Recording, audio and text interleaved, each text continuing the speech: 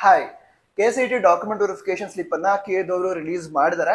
ಈಗ ಆ document verification slip ಅನ್ನ ಡೌನ್ಲೋಡ್ ಮಾಡ್ಕೊಳ್ಳೋದಕ್ಕೆ ಲಾಸ್ಟ್ ಡೇಟ್ ಯಾವುದು? ಈ ಒಂದು ಕ್ವಶನ್ ಅನ್ನ ನಿಮ್ಮಲ್ಲೇ ಕೆಲವು ಸ್ಟೂಡೆಂಟ್ಸ್ ಅನ್ನ ಕೇಳಿದ್ರು. ಇದಕ್ಕೆ ಉತ್ತರವನ್ನ ತಿಳ್ಕೊಳ್ಳೋದಾದ್ರೆ ಲಾಸ್ಟ್ ಡೇಟ್ ಅಂತ ಪರ್ಟಿಕ್ಯುಲರ್ ಆಗಿ ಮೆನ್ಷನ್ ಮಾಡಿಲ್ಲ, ಹಾಗೆ ಲಾಸ್ಟ್ ಡೇಟ್ ಅಂತ ಕೂಡ ಇರಲ್ಲ.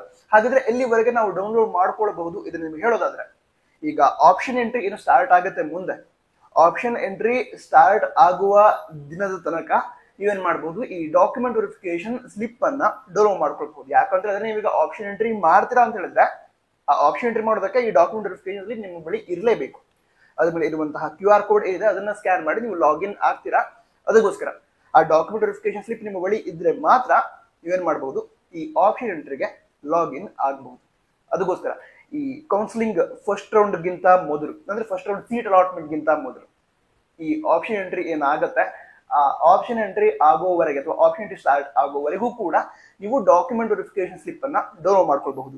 ನಂತರ ಯಾವ್ಯಾವ ವಿದ್ಯಾರ್ಥಿಗಳಿಗೆ ಇದುವರೆಗೆ ಡಾಕ್ಯುಮೆಂಟ್ ವೆರಿಫಿಕೇಶನ್ ಸ್ಲಿಪ್ ಡೌನ್ಲೋಡ್ ಆಗಿಲ್ಲ, ಡೌನ್ಲೋಡ್ ಆಗಿದ್ರು ಕೂಡ ಅದ್ರಲ್ಲಿ ಕೆಲವು ಎರರ್ಸ್ ಇದಾವೆ, ಟೆನ್ಷನ್ ಮಾಡ್ಕೋಬೇಡಿ. ಯಾಕಂತ ಹೇಳಿದ್ರೆ ಆಪ್ಷನ್ ಎಂಟ್ರಿ ಸ್ಟಾರ್ಟ್ ಆಗೋದಕ್ಕೆ ಇನ್ನು ಟೈಮ್ ಇದೆ. ಅಂದ್ರೆ ಜುಲೈ ಫಸ್ಟ್ ವೀಕ್ ಎಂಡ್ ಆ ಟೈಮ್ ಈ ಒಂದು ಆಪ್ಷನ್ ಎಂಟ್ರಿ ಸ್ಟಾರ್ಟ್ ಆಗಬಹುದು.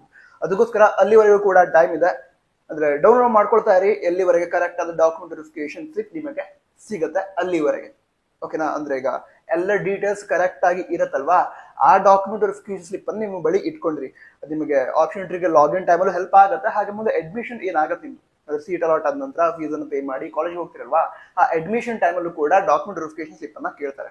ಅದಕ್ಕೋಸ್ಕರ ಎಲ್ಲ ಡೀಟೇಲ್ಸ್ ಕರೆಕ್ಟ್ ಆಗಿ ಇರುವಂತಹ ಡಾಕ್ಯುಮೆಂಟ್ ವೆರಿಫಿಕೇಶನ್ ಸ್ಲಿಪ್ ಏನಿರುತ್ತೆ ಅದರ ಪ್ರಿಂಟ್ಔಟ್ ಅನ್ನ ತೆಗೆದು ಇಟ್ಕೊಂಡಿರಿ.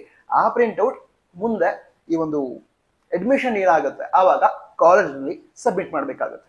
ಓಕೆ, ಮತ್ತೆ ಏನಾದ್ರು ಡೌಟ್ ಇದ್ರೆ ಕಮೆಂಟ್ ಬಾಕ್ಸ್ ತಿಳಿಸಿ, ಮುಂದಿನ ವಿಡಿಯೋದಲ್ಲಿ ಸಿಗೋಣ. ಅದಕ್ಕೋಸ್ಕರ ಸಬ್ಸ್ಕ್ರೈಬ್ ಕೂಡ ಮಾಡಿ. All the best. ಜೈ ಹಿಂದ್, ವಂದೇ ಮಾತರಂ.